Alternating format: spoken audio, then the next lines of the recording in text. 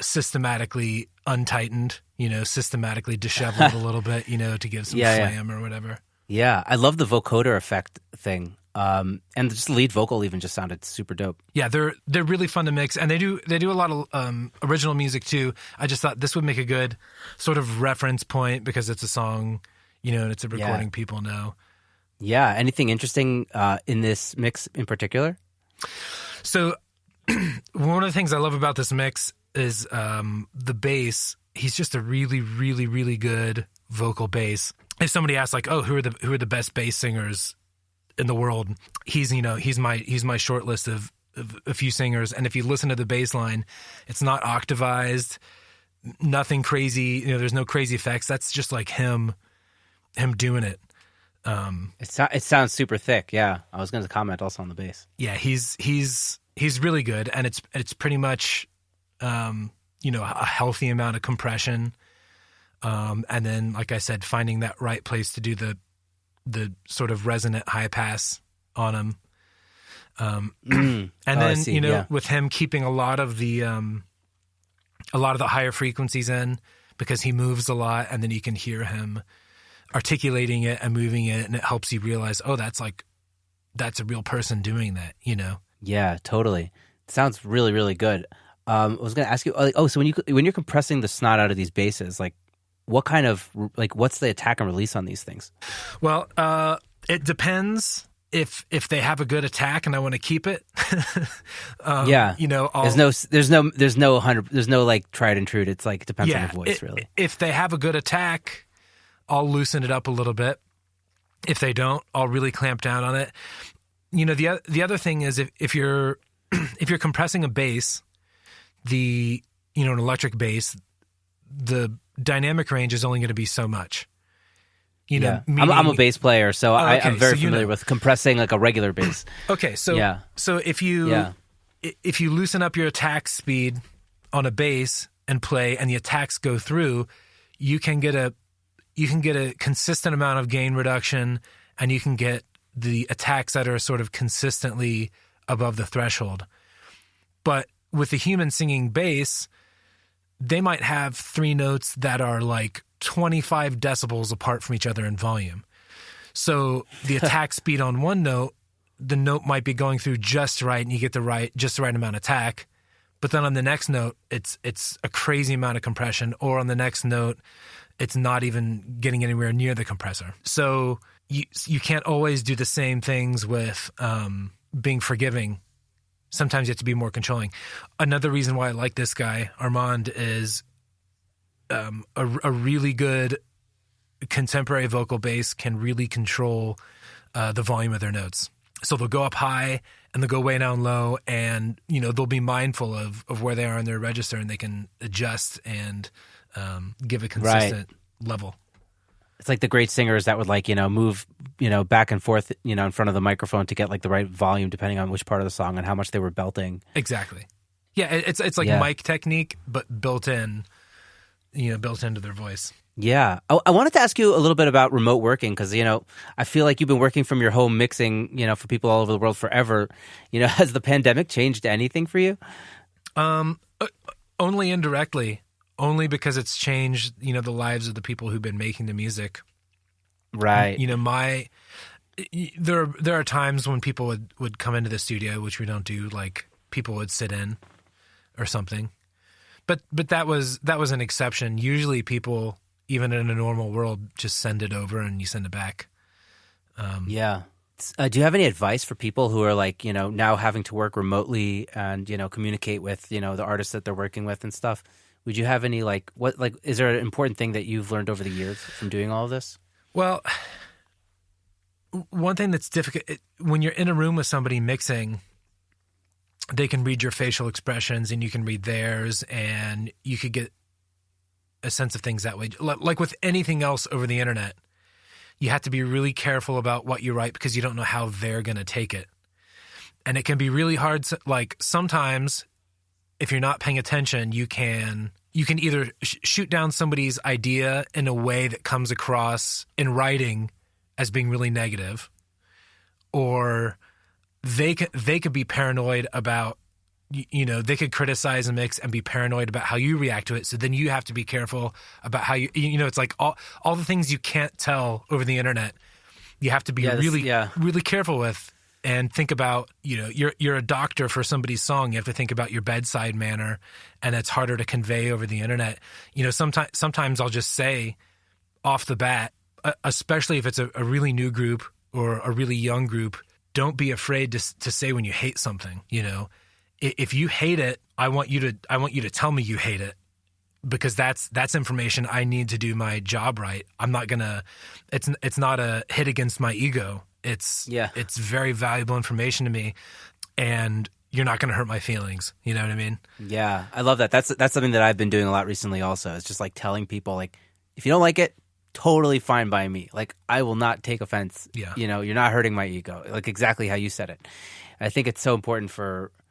Because at the end of the day, we're providing a service, right? We're helping them, and it's their music. It's not ours. Like in the end, we're like a way station.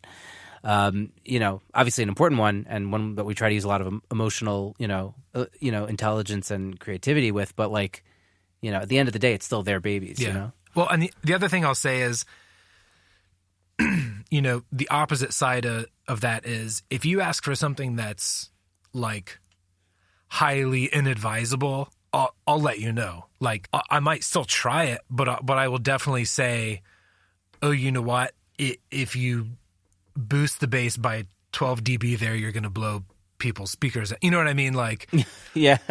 I'm not just going to do whatever you say because you're the client. Like, I'll tell you if it might be problematic, but just to try to get things as open as possible. Totally. You can I could delete this question if you're not comfortable about it, but would you say that are a cappella singers more easygoing or more pedantic than like a typical, rock or pop group? It's really different from, person to person, group to group. One thing I have noticed is it's really difficult to maintain an a cappella group, especially if there's 10 or more people in it. It's just a lot of logistics, and it's a lot of organization and a lot of planning. So usually it takes a person who's a little authoritative to make it all work.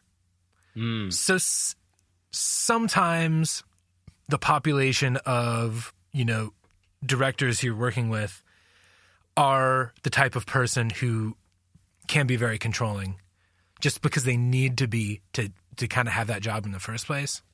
But not everyone is.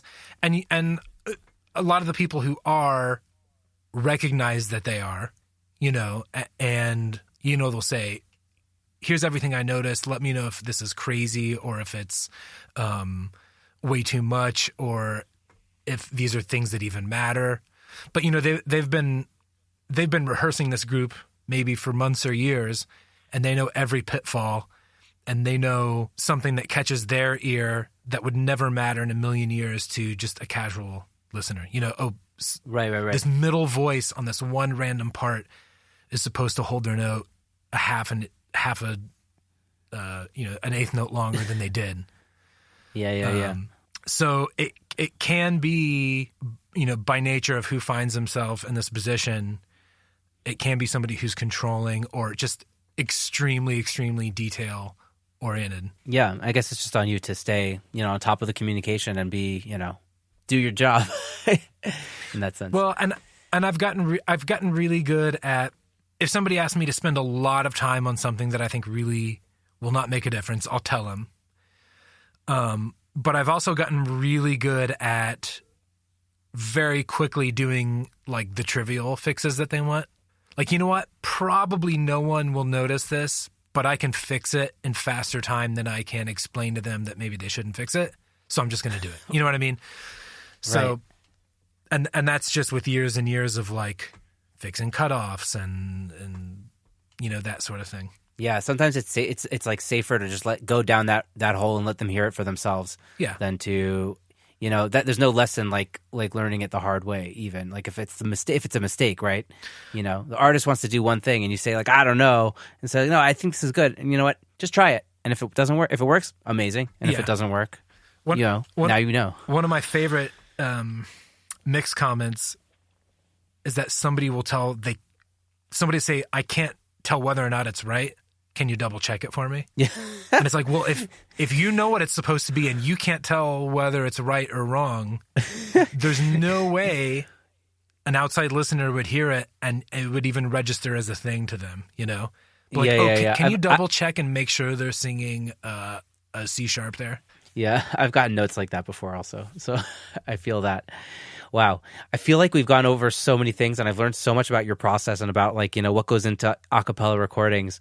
You know, I want to ask you, I guess, a couple like not exactly that kind of questions. The most, you know, the first one would be like, you know, we all kind of have like days where we're just like not pumped to get into the studio, even though, you know, hopefully we're pumped usually to get into the studio. Like, how do you deal with that? Is there a way, you know, do you have practices to kind of stay, you know, inspired and like want to be working on the stuff you do?